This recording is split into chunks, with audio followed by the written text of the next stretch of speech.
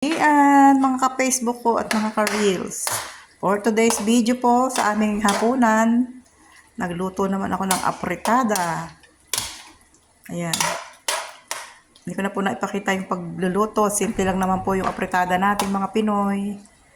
Ito lang, nilagdagan ng carrots, patatas at ceiling green,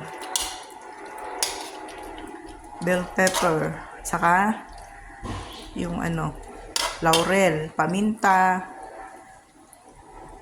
saka tomato sauce. Simple lang po yung hapunan.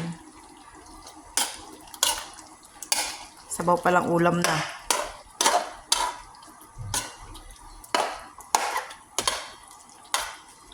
Salamat po sa mga nagpa-follow sa aking page at sa aking mga ka-GC po. Maraming salamat. Thank you for watching. Ito lang po muna ang aking video for today. Bye-bye.